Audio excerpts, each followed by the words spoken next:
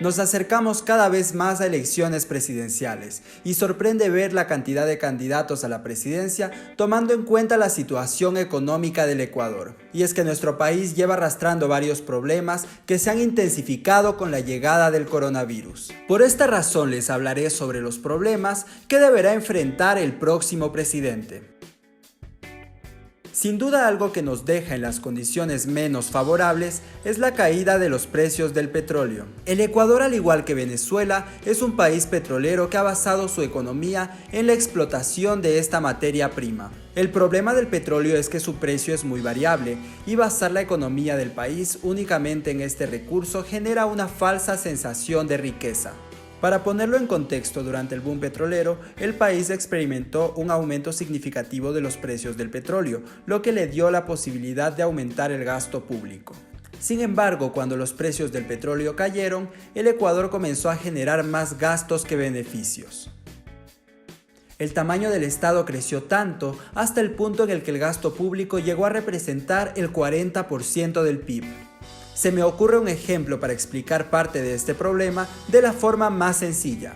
Digamos que con la llegada de la Navidad, el dueño de un negocio de adornos navideños tiene la capacidad de contratar a varios empleados, porque sus adornos se venden muy bien. Incluso llega a venderlos más caros, lo que le permite darles beneficios a sus trabajadores. Sin embargo, cuando esta fecha termina, no generará los mismos ingresos, por lo que no tendrá otra opción que despedir a la mayoría de sus empleados. Por lo tanto, si el Estado fuera un vendedor de adornos navideños, se hubiera encontrado con la sorpresa de que le faltan billetes en la caja registradora y que además tiene varias deudas que pagar. Lo que nos lleva al siguiente punto a tomar en cuenta: la deuda externa. Desde la dolarización, el Ecuador carga con una deuda que aumenta con los años. Pero ¿qué repercusiones tiene el que un país no pague sus deudas? ¿Y por qué los países están dispuestos a endeudarse? La razón por la que los países se endeudan es porque no reciben suficientes ingresos por parte de los ciudadanos, y como subir impuestos es una medida antipopular, prefieren pedir prestado a otros países u organismos internacionales. Cabe mencionar que las deudas no necesariamente son malas, de hecho ayudan a los países en su desarrollo. El problema está cuando estas deudas no se usan de la manera correcta, no se pagan o se posponen. Y tú dirás, ¿qué es lo peor que podría pasar si un país no paga una deuda? El problema de no pagar una deuda es que sigue sumando intereses.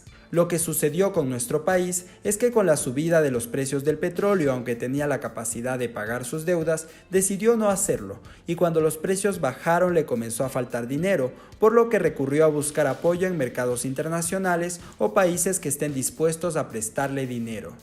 Obviamente, Ecuador adquirió la fama de ser poco confiable y un mal pagador de deudas, por lo que casi nadie quiere prestarle dinero, y cuando intenta buscar financiamiento le ponen varias trabas o altas tasas de interés.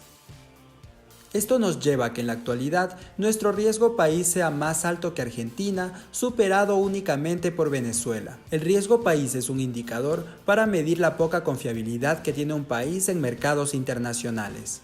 Este indicador dificulta la posibilidad de inversión extranjera, es decir, que a los empresarios les da miedo invertir en Ecuador. Y sin duda algo que aumenta la desconfianza de manera significativa es la corrupción. Durante la pandemia del coronavirus, nuestro país ha visto plagado de noticias sobre la corrupción. Hasta el punto en el que el embajador de Estados Unidos en Ecuador declaró lo siguiente: Estar aquí, estar en bancos americanos, vamos a investigarlo, por supuesto que sí. Vamos a investigar porque ni queremos ladrones ni su plata en mi país. Y en esta crisis sanitaria, la capacidad del Estado de pagar la deuda con el IES se vuelve cada vez más un desafío con el que deberá lidiar el próximo gobierno.